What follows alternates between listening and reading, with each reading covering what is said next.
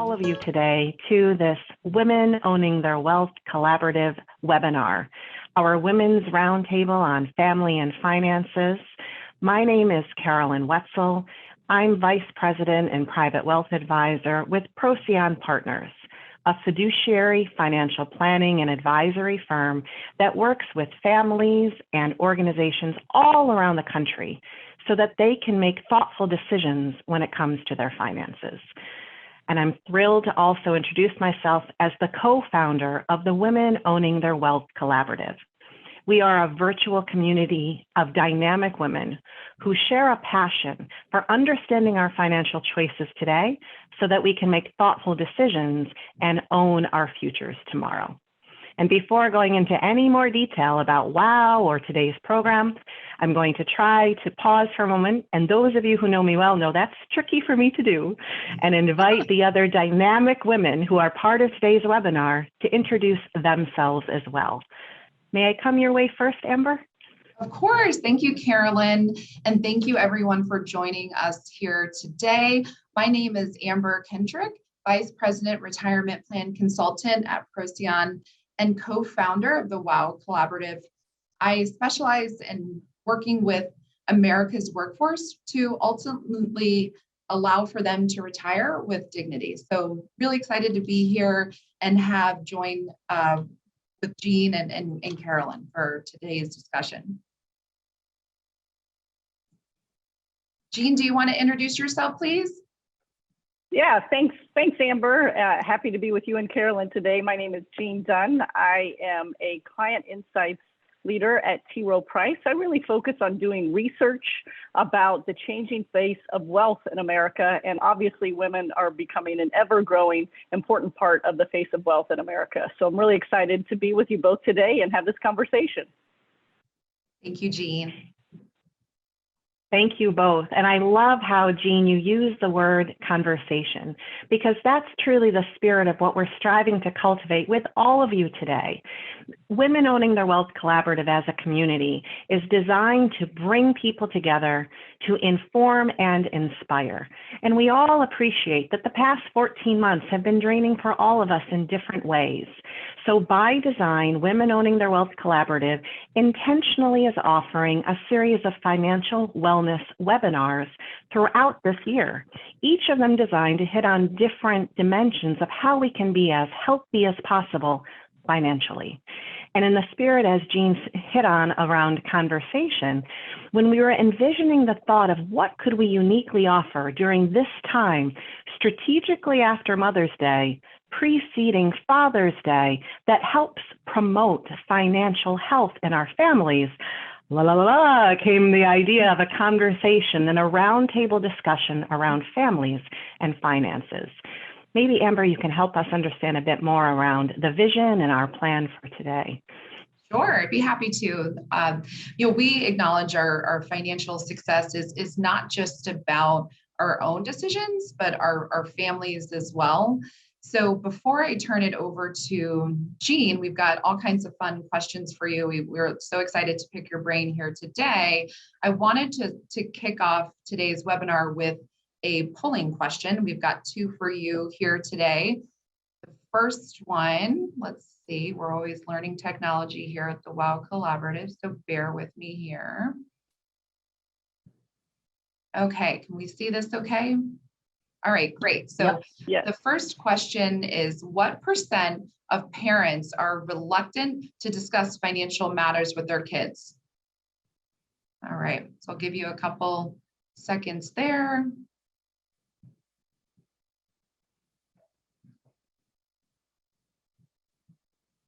Looks like we're still getting some votes coming in.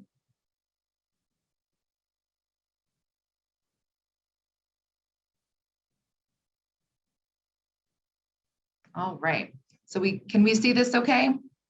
The results? Can't see it. Okay. All right, let's share it with everybody. Okay, cool. Okay. So we're looking at 50%. Okay. So the answer is actually 69%. Having conversations with kids about anything these days is hard. I know for me, if I get an answer back from my 15 and 13-year-old stepkids, I'm thrilled. Just any kind of answer, right? So those conversations can be difficult. So let's see. I'm just going to stop sharing the results here. Okay, I think we're good. So all jokes aside, that's why we wanted to focus on families and finances, and also why WOW reached out to T. Rowe Price and invited Jean Dunn to join us. Jean Dunn is a specialist in families and finances, and we're just so happy that you can be here to join us, Jean. I'm happy to be here, Amber. And what caught our attention, Jean, we're hoping you can help us provide a bit of perspective. You've done a lot of research on families and finances and the different dynamics that we're all struggling with when it comes to talking about our money. Can you help us understand a bit more, Jean, how you got started and what are some of the trends that you have discovered over time that would be helpful for us to know about as we consider our own families? Sure, absolutely, Caroline. When I think about this industry, I've been in the industry my entire career, over 20 years. I'm a certified financial planner. I've spent so much time on the technical aspects of money. But in my personal life, I realize money is an emotional issue, right? And at the same time, you know, Amber mentioned this and you saw this in a poll, it's a taboo topic. You know, a lot of individuals are reluctant to talk to family members about money. And your financial success, as Amber talked about, isn't just about yourself.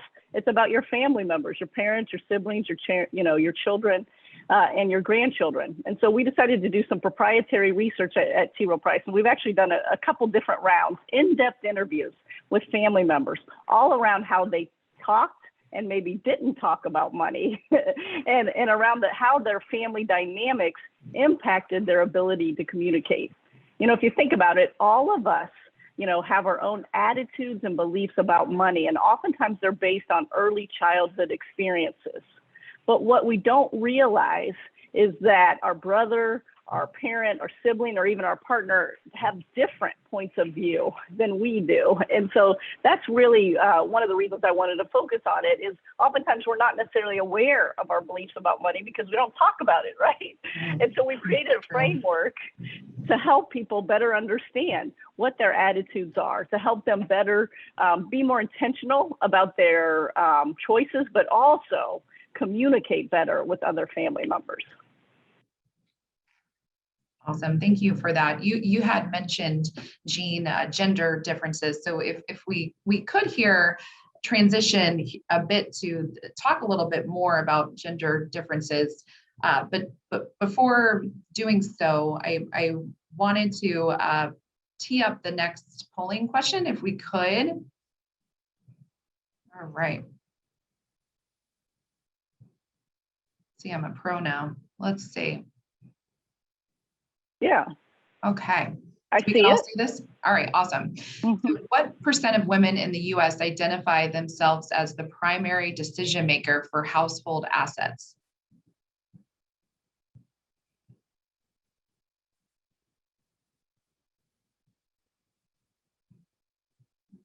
Okay, we'll give it a couple more seconds.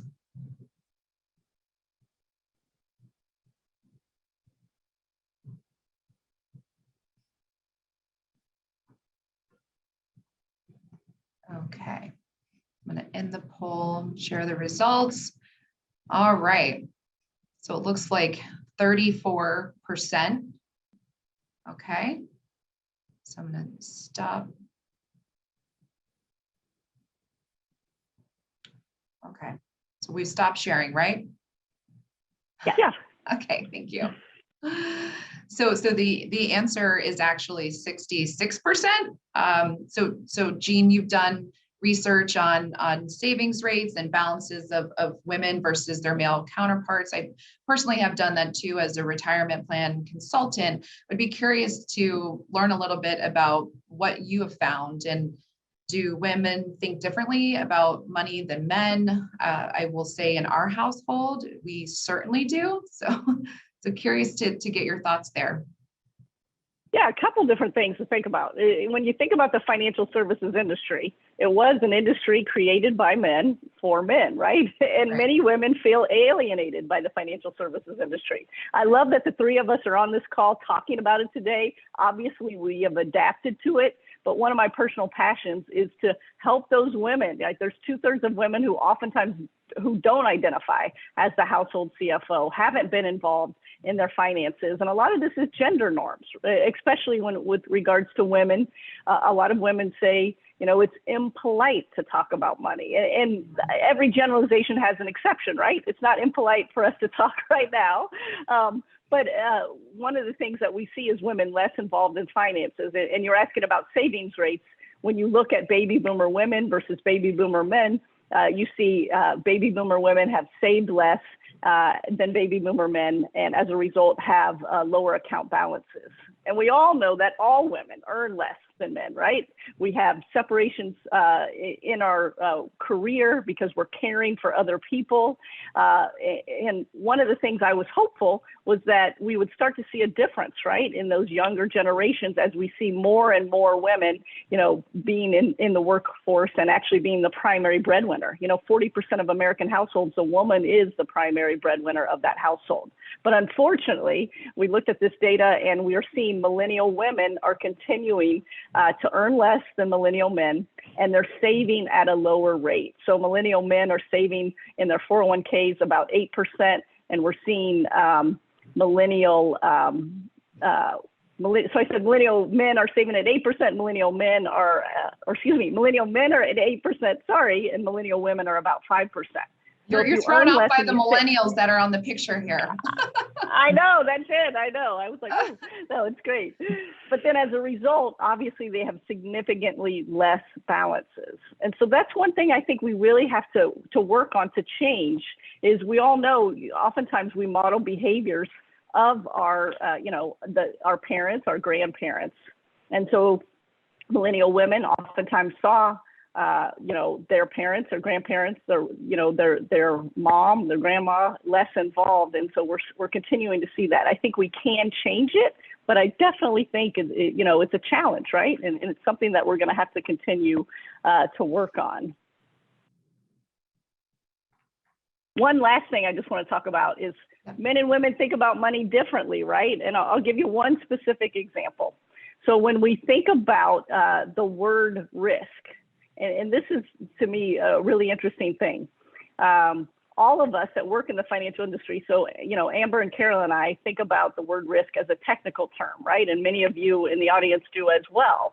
But to individuals that don't work in the financial services industry, the word risk actually means something different based on what gender you are. You have a different connotation. So when men hear the word risk, they actually view it in a positive light. Risk is I'm going to go out and feed my family. Risk is necessary for survival to men, but to women, when they hear the word risk, they actually view it as a negative word. To women, risk is something that you do that's bad that may or may not result in a negative outcome. To women, risk is not wearing your seatbelt or not putting your children in a car seat. And if you think about it, that question, what's your risk tolerance, is a question that every client gets, right? And this goes back to my point that this industry was created by men. It doesn't necessarily take into account those gender differences. It's one word, but it can have a meaningful impact. And the more that we can understand and adapt to those gender differences, I think the more that we can include women, right? And get those saving rates up. I think a great parallel example is when you think about real estate. If you think about buying a house, it's one of the biggest purchases of your life, right? But your real estate agent never ask you what your risk tolerance is, right? It's still an investment, but you're not asked that question. What you are usually doing is buying insurance to mitigate those risks. And we all know in the financial services industry, financial plans help mitigate those risks. So I think all of us can start to help change the conversation, make sure we understand those differences and how they can impact, what women investors are saving and investing in. So one thing I'd be curious, so I'm talking a lot about the research and what I've done. When I think about you and Amber and Caroline, you guys are in the trenches working with clients every day. So I'm curious, like Amber, what have been some strategies that you've implemented that have helped women executives and business owners, talk to their families about planning for their future? Yeah, sure. I'd be happy to share. As I mentioned before, I'm a retirement plan consultant, so my clients are companies, and I help engage in the workplace. And I think there's a huge opportunity to help those women business owners and executives. I will tell you, educational resources for women in the workplace have historically been around women in retirement, right? Or women in finances. And I think those are great. Don't get me wrong. I've been doing this almost 15 years and educating America's workforce. And I love that we're having this dialogue, to your point, Jean, in this industry. I think that, like I said, that those are helpful. But as a woman, that we are juggling a lot, right? And there's a lot of competing priorities that get in the way of us saving adequately for our own future, for our own retirement, right? So why not focus on those? So what we've been trying to do at Procyon is transition from just the awareness stage of where we're at with women in retirement to then focus on those reasons that I'm talking about. And that's, for example, helping women as caregivers. Or another one that gets in the way is taking care of our children. And we may have children on the line here today. I know we encouraged, people to bring your families. So no offense there, but one thing to talk specifically around helping women as caregivers is having a seminar that you can have in the workplace and invite women. Sometimes it's hard. I know that time is valuable to carve out. It doesn't have to be a full hour. You could do a quick webinar or a webcast. This topic is becoming increasingly popular. As we all know, women are natural born caregivers. Longer lifespan means caregiving is something you will likely deal with at some point, right? A takeaway, and this is one thing that I love from this seminar, is the 40-70 rule. Have you guys ever heard of that before? Tell us more. Tell us. Yeah, tell us. So basically it's by the time adult kids are 40 or parents are 70, they need to start having the caregiving conversation. So think about that 40-70 rule. So you need to start having these conversations. Now, you don't have to do a webinar webcast, as I mentioned.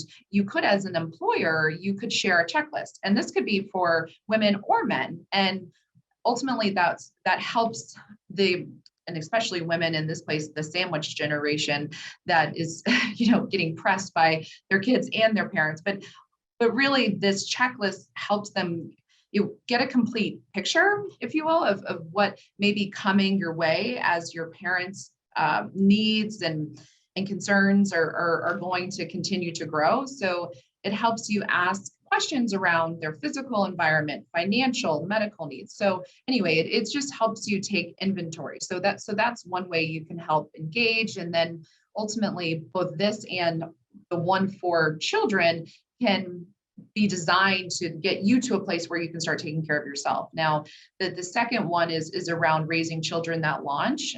This is a great one because research shows money habits are set by age 7.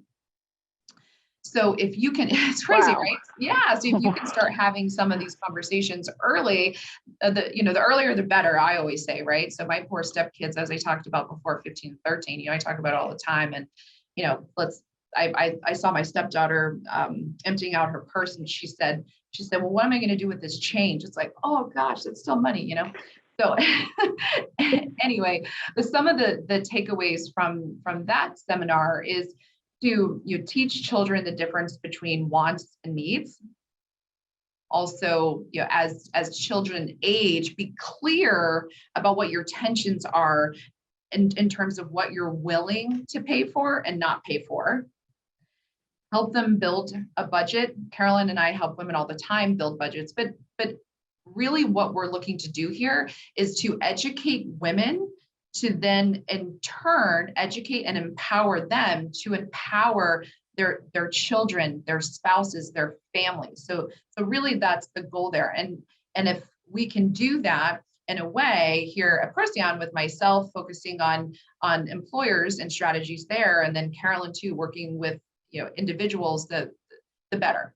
So those are some things that I thought are worth sharing.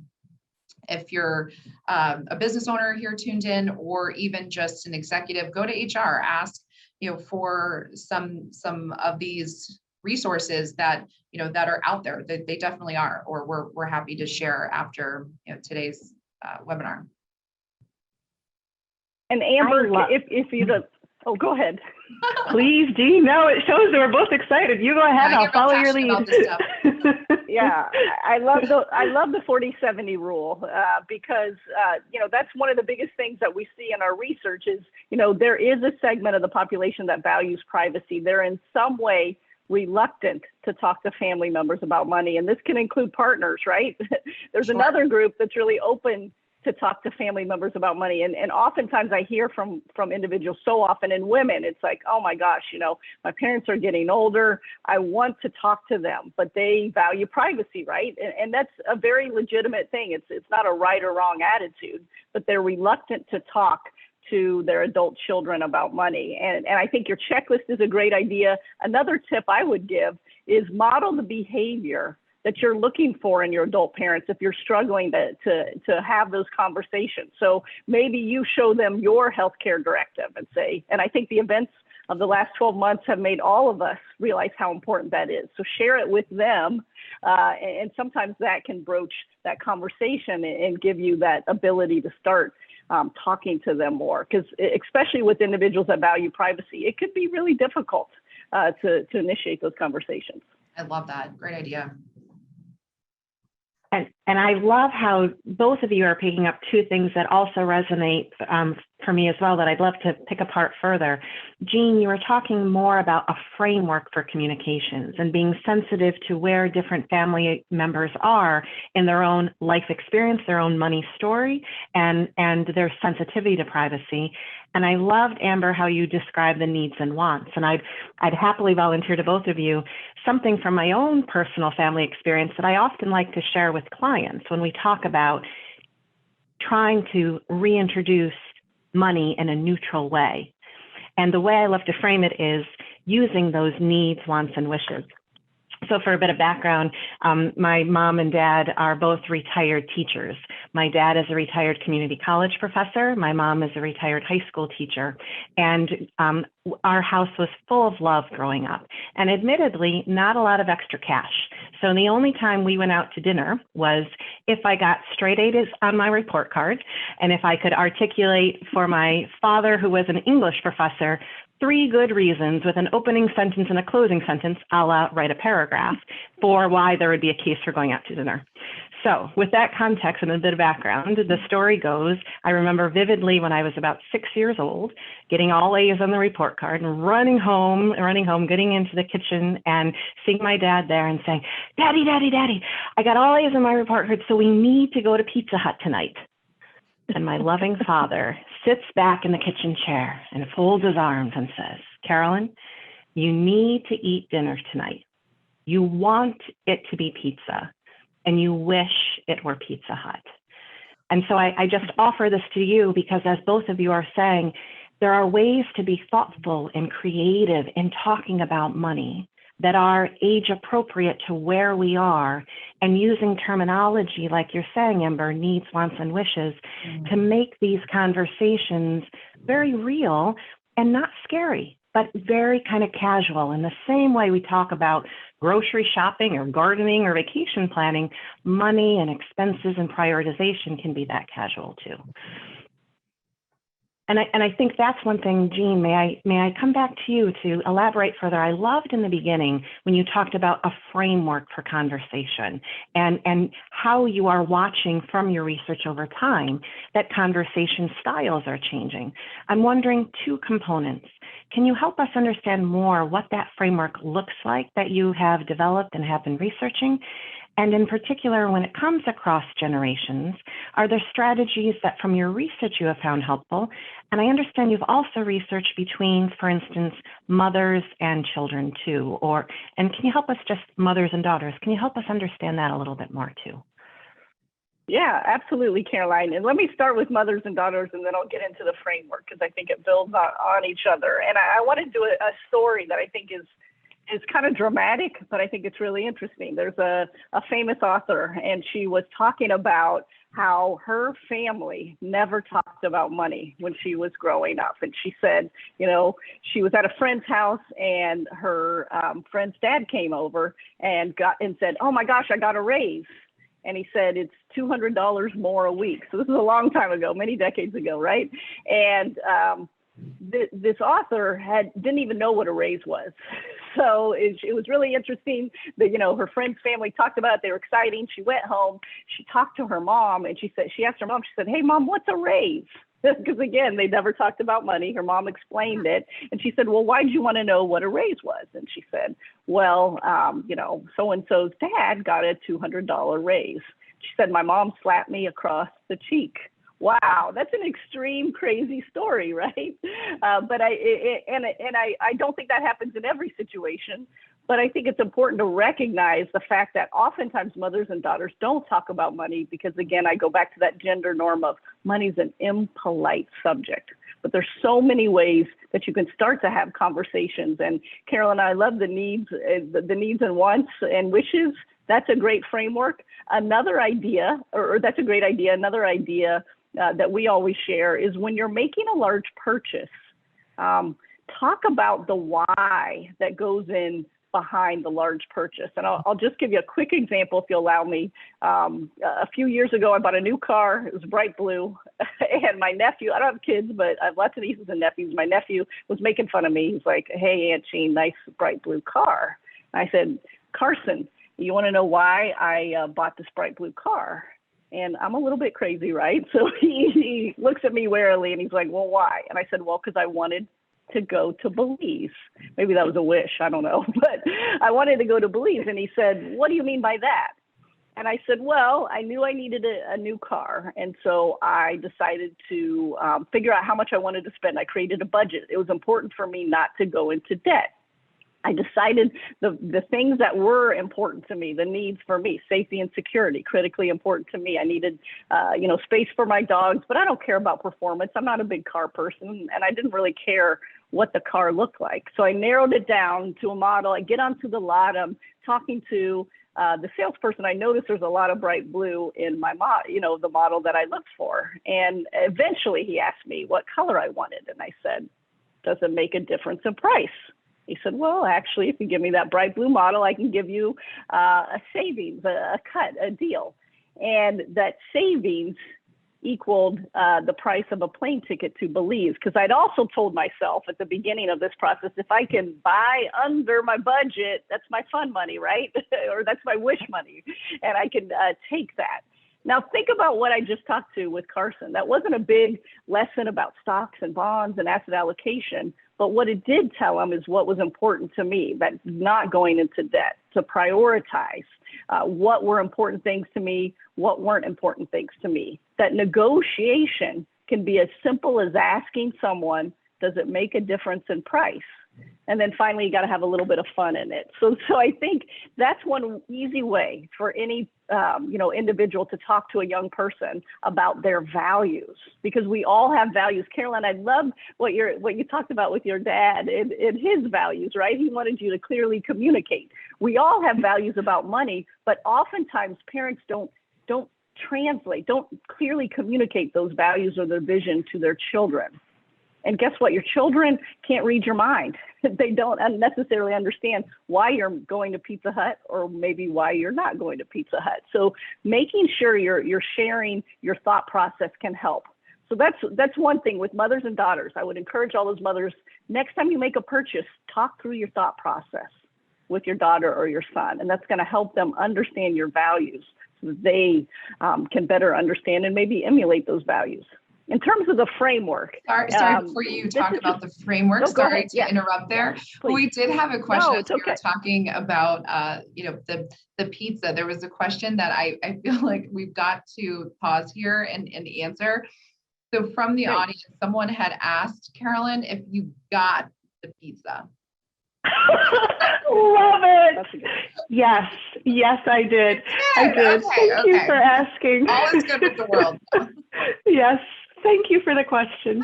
In our household, my dad would always say, we're rich in love. Why aren't we rich like the Joneses? Well, we're rich in love. We're rich in family. That's what matters. Those are the things that resonate with you, to your point, Jean.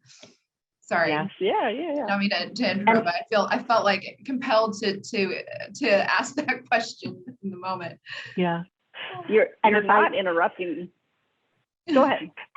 I think this is so representative of a genuine roundtable with the three of us, because this is exactly how the three of us behave. We're all getting excited and sharing. If I can volunteer, Amber, I love your example, rich in love, because there's another dimension, at least that I have experienced personally, and I try to invite clients to think about, that wealth is not a matter of a number in your bank account. It's not a matter of a number of digits that follow and that comprise it all. Wealth is a mindset. It's a way of understanding what is important to you, the needs, wants, and wishes, and how are you cultivating a lifestyle that you can enjoy today with your loved ones and over time. So I love your line, Amber, rich in love, because we all have the capacity to experience wealth now and over time, regardless of what those numbers actually are, when we have that mindset of abundance and possibility together. But forgive me for jumping in, and back to you, Jean, with the framework. I just am inspired by the two of you, as usual. No, it's great. That's what a conversation is, right? We're all talking. Yeah. So I think it's good. In terms of the framework, there's a series of 4 questions that we've researched, and we often ask folks to think about themselves and maybe think about another family member in terms of this context. And the 4 questions, just to set these up, they're on a continuum. So you could be on an extreme, but most people fall somewhere in the middle. And the first one, and you guys have talked about it a little bit, and this is this dynamic of, are you a saver or are you a spender? In our research, the vast majority of participants say that their partner is the opposite of them, right? If they're a saver, they think their partner is a spender. Now, I know opposites attract, but it doesn't happen in every situation, right? And we realize this is a relative term, meaning the more extreme saver can often perceive their partner as a spender, even if they aren't necessarily a big spender. And it's important to acknowledge, again, these are just attitudes. And obviously, the saver is the one that is actually helping reach your financial goals. But at the same time, spenders in moderation are helping, right? Their families enjoy the experiences of today. But just the fact that you can start to recognize maybe where you fall on that continuum and where your partner is, you can become more intentional. I personally am a spender. I know there's a long story that goes into that I won't get into that. But knowing that I'm a spender, there's some strategies that I can do to make sure I really identify between those needs, wishes, and wants, right? One way is when I see something on Instagram that, an ad on my feed, I say, all right, that looks interesting. Instead of buying it, I'll say, okay, I'm going to wait 24 hours. And if I'm still thinking about it 24 hours from now, maybe that's something that I want to do. Another thing that I'll share with you in terms of thinking about spending, making sure I'm really being thoughtful about it, is really creating that financial goal for me. My financial personal vision helped me really be motivated to save more, because my financial vision involves a lot of big, great spending goals. So I'm going to be spending, but it motivates. So to me, if you're a spender, you can create a financial vision, and it's almost like you're saving more to spend more ultimately at some point in your life, so that you can align those things. So saver versus spender. The second one, this is actually falls along gender lines. So do you value security? Are you more focused on preserving the value of your investments rather than focused on opportunity, which is the other end of the scale? And Gartner's done some independent research. We know that women value security much more than men. On a 29-point scale, women, or excuse me, on a 100-point scale, I'm bad with numbers today. On a 100-point scale, women value security 29 points higher than men. And I'd be interested to hear from both of you and your experiences with clients and partners. That often comes up as a conflict when you're talking about asset allocation. Not always, but sometimes you can have two partners that have very different risk tolerances. One could value security and one could value opportunity. And there's a lot of different strategies to deal with that. But I think the number one thing is just to recognize, again, one is not right and one is not wrong. One advisor that I've spoken with said, I really focus on helping, especially those women clients, meet their security needs. Answer that question.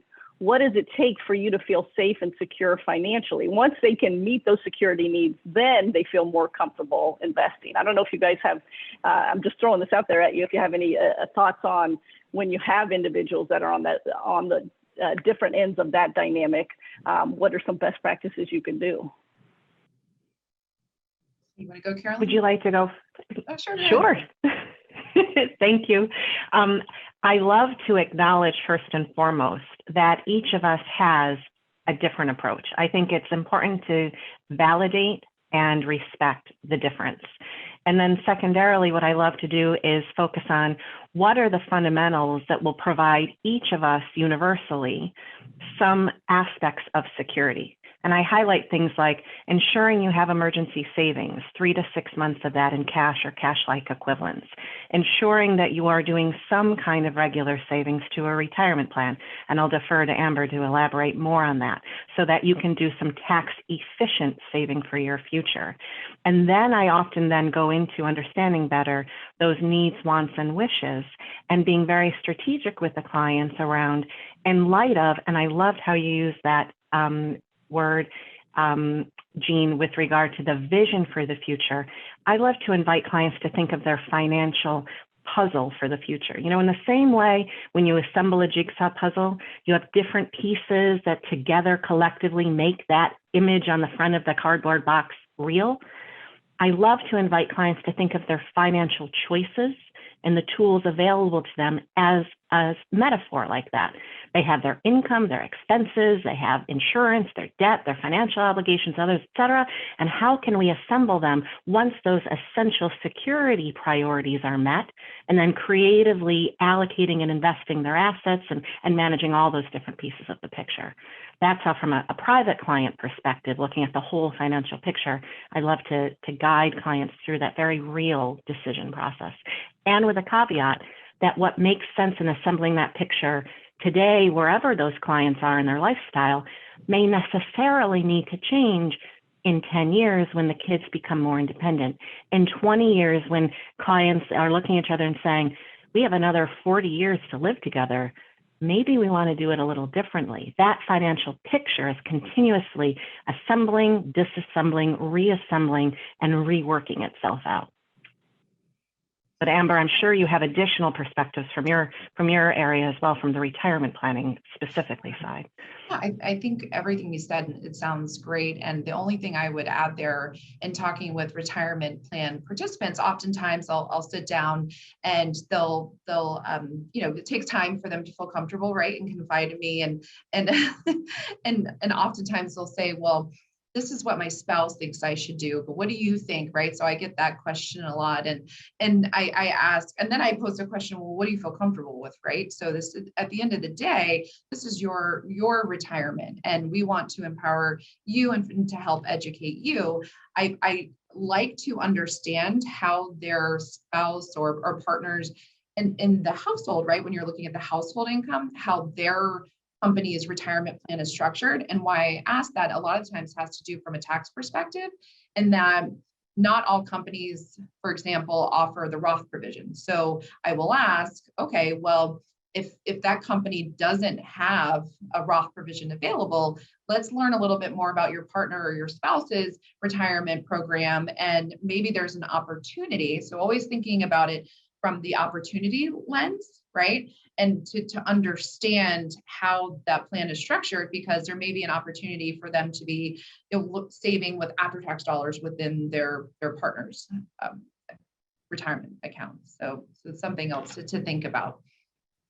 That's so important, Amber, because we know 8 out of 10 women at some point in their life are going to be solely responsible for their financial decisions. And it's like, and we've also heard from women that weren't involved and became involved, like when maybe a spouse passes away, they wish they had been more involved before. So starting out in the retirement plan is so critical. And Carolyn, I love the puzzle. And I know I meandered a little bit, so I'll get us back on track. So the framework, we had the savers versus spenders, security versus opportunity. I talked about the third dimension, which is whether you value privacy, you're reluctant to talk to family members, or you're open to talking to family members about money. The last piece of that dynamic is really your interest and your enjoyment with talking about money and finances. Oftentimes, the household CFO, that primary decision maker for investments, is fascinated by financial markets. Like talking to their financial advisor is exciting for them. It's almost like a hobby. But there's this other end of the spectrum, and you know, some women fall into this, is that they view finances as an obligation. They know it's important, right? But, you know, talking to Amber or Caroline is kind of like going to the dentist for them. Not to pick on you guys. It's important, but it's not top on their list of fun things to do. I say that all the time. It's a financial checkup. Yeah. Okay. And it's just important. And for those individuals that view it as an obligation, because I hear this so often when I talk to women, they say, oh, I should learn more about it. If you understand you're on that obligation side, then maybe, you know, setting aside some time regularly, maybe it's 4 times a year or something like that, or once a month to talk to your partner so that you make sure you're continuing to have those conversations. It's important. So that's the framework. It just helps you become aware of your personal attitudes and maybe even your partners, so that you can start to communicate better, have less stress, and really operate with an attitude of more understanding of your family versus I'm right and you're wrong, right? And Caroline, you talked about that as well. I really appreciate you elaborating on that framework, Jean, because I think with that context, knowing that there are these 4 dimensions and ways of, I guess, framing how people approach their money, that's a great context then for how we observe families successfully talking about money.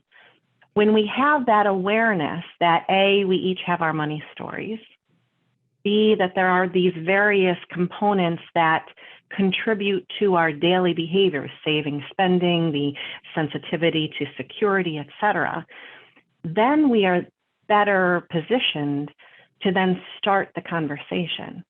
And I think if we together pivot and focus a bit, what are some tips that families can apply and use regularly to successfully talk about money across the generations? I think that the key thing I would love to begin with is let go and lean in. There is no right way to do this. It is messy, just like anything, whether you're gardening, whether you're cooking, there is no perfect one way to do it. It's just a matter of beginning. And when you start it, what are the things you talk about? What I'd love to do, and those of you who know me well know that I don't multitask well, is now share a slide that hopefully you can all see, that from a financial planning perspective, what are the different pieces of the puzzle that successful families are aware of when they're talking about their finances? You see them laid out here. And I highlight these to everyone to not say that, for instance, if you are a mother, you need to ensure that your 10-year-old knows all of the details for these 6 pieces of the picture. No. What I am highlighting to you is that whoever you are today as part of this roundtable discussion, you have available to you at a minimum these 6 key planning factors influencing your financial decisions today. And when utilized most strategically, change those obligation feelings of finances, Jean, that you so astutely highlight, into opportunities for success in the future. And I think that's the power. The sooner each of us see this, then are aware that we have our money stories, are aware of those 4 dimensions, Jean, you highlight, then we can more effectively begin with ourselves, expand to our partner to understand what's important to him or her around these 6 planning factors. And then based on our relationship with our loved ones who, as Amber, you highlight, as caretakers, we are caring for, and their sensitivity to privacy, understanding how their income is changing as they age. How much do they have available to them when or if they need additional assistance from a health perspective. And then separately from aging parents or aging loved ones, using these same mechanics to help our little loved ones understand how money works. And I'll give you some easy examples of this that I just love that clients themselves have shared with me. So one client, for instance, was telling me, oh, Carolyn, I love to help my grandchild learn about savings for the future. This particular grandchild gets an allowance every week. And this grandmother, when she would see the grandchild, would say, you know, how much have you saved of your allowance since the last time I saw you? And the child will volunteer whatever it is, 25 cents or 50 cents. And the grandmother volunteered, then I'm going to match what you saved with an equivalent amount. So if it was 50 cents, here's 50 cents. And she was telling me, Amber, you'll love this. It's like a 401k match for every amount of money. For every 50 cents, she was teaching her grandchild the value of matching and saving for the future. And I'll volunteer my loving parents again. Being connected with the community was very important. So when I got my own allowance, it was important that a portion of it, 10 cents of my dollar, went every week into the basket at church. And the idea was we as a family value giving back. So here, Carolyn, is your dollar, and looking forward to you putting that dime in the collection basket at church. And that's just ways of talking about income and expenses side of the 6 planning factors, age appropriate for children. But let's talk about it now as partners. Let's say you're in a loving, committed relationship with someone else, and you are at the point, whether you are married or at the cusp of considering to what extent do we now look at our factors as yours, mine, and ours. It's then a matter of understanding, okay, we recognize, for instance, debt, and I would offer is not a nasty 4-letter word, but is a strategic one. Here, for instance, are the obligations that I have. This is my mortgage. This is my student loan. This is my interest rates. Help me understand what you are bringing into the relationship and what your payoff plans look like. I'm not judging you. I'm seeking to understand with you so that together as a team, we can now prioritize what we're paying off when and what it's going to look like for both of us and our family over time. And that's where another tip I would offer. I've shared with people, how can you make this obligatory conversation a little less painful? I don't know about both of you, but I definitely love my beverage. And I love to have a little cocktail now and again with my husband. And we all know when we started the WOW Collaborative, it all started with the wine tasting together at the wine bar. So one thing I love to offer couples, if this is a little sensitive, no problem, make it money and mimosas. Just try to alleviate a little bit, make it a little smoother. Love that. So at the end of the day, when we think about tips for families to talk about money, let go and lean in and focus on the big picture. Know that your money story is influenced and is broken down into these 6 components. What are your sources of income and how will they change over time? What are those expenses, the needs, wants, and wishes, and how are they subject to change? What is the type of insurance that makes sense to protect you in the lifestyle you enjoy today and aspire to enjoy over time? What additionally are the investments that you have? And like you mentioned earlier, Jean, the need for security, the desire for additional growth and opportunity over long term, and how will they mechanically fit together? Debt not being a 4-letter word, but a strategic tool to enable you to afford what you want, and being transparent about what it looks like today and how you will pay it off. And lastly, who are the people that you love that you are caring for along the way? And all of us are uniquely positioned today more than ever before, like you said earlier, Amber, with that sandwich generation. It's likely not just us. It's us, our partner, our children, and our aging parents too. And the key thing is to just keep talking about it and being focused on, as you said before, Jean, the vision for the future or the financial puzzle picture you're striving to build and enjoy together as a family. I think that's what's key. I love that, Carolyn. And kind of as we wrap up here, what I heard from you, because I thought we could do if we wrap up and each one of us maybe share a takeaway from today. I know we talked about all kinds of tips, techniques, and awareness in general. What would be that one tip or technique that you would share, Carolyn? Is that lean in that you were talking about before? Let go, lean in. I love that. Let go and lean in. There is no right way to do it. It's just the opportunity to do it and keep doing it. Yeah, I'd say that. Yeah, I love the opportunity. I think that's what's resonating in this roundtable discussion, at least for me too. Learn about what opportunities there are out there to educate yourself and empower yourself and your families, and let that permeate, if you will, into decades to come. So, and that can be in the workplace. And if you're not sure if resources are available, then ask. And you never know until you ask, right? So I love that. Jean, is there anything that you would want to share as we kind of wrap up here? Yeah, one quick thing. One sentence that I love is be intentional about what you want. Money is just a tool to help us achieve our dreams. If you could do one thing, I would say write down the answer to the question, what is my financial vision for myself? The act of writing something down clarifies your thinking. It also provides you with a written record that you can come back to.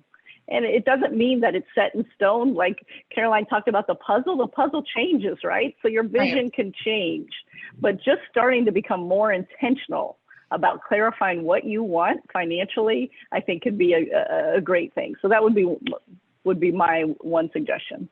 Awesome. Thank you. And as we wrap up, and Carolyn, I know you're sharing some of our upcoming events. We invite you to save the date for, so excited for this. Right now it's a virtual happy hour, but we'll reconsider. We've already got a couple WOW members that have already asked, Amber, can we please make this in person? So the next one to look forward to is July 14th at 5:30 virtual happy hour, followed by what we're really excited about, the Women in Negotiation. That one is, we're going to be hosting in the fall, on September 22nd. So after we get through this fabulous summer and look a lot different, hopefully, than last summer, we'll be hosting that, and then wrapping up with another networking virtual happy hour like we have in the past in December. So I see some chats here. I don't think I see any other questions. There is a survey that Carolyn had shared in the chat feature. As a follow-up, you'll be getting the survey link to. We really want to learn, grow, and develop with everybody, like we have over the last almost 3 years now. So please, if you will, complete the survey, and also go ahead and add the save the dates for the next events that we have coming up. And we're just so thankful. We always talk about gratitude, and it's really important for us to end on that note here today. We're so thankful that we have the following that we do, and we want to continue to provide resources in different formats. And today is a lunch and learn, and you'll also get the WOW LinkedIn link for you to join. We've got some great resources there, and try to be very intentional around what Carolyn had talked about earlier and starting today, and that's around financial wellness and financial wellness resources for women. So that's our underlying theme. We try to be very intentional in the things that we're sharing there. So thank you. Anything else you wanted to add, Carolyn? I just would love to thank everyone for their engagement. I'd love to thank Jean and Alan and Gio and T. Rowe for all of the vision and expertise, and Amber for your vision in terms of, hey, wouldn't something like this be fun? It's just been a pleasure. And with all of you, I'm excited to help people own their wealth together, and I'm very grateful. So thanks. Thank you, Jean. Thank you for your expertise. Really means a lot. Everyone, have a great rest of the day. Thank you again. Take care. Thank you.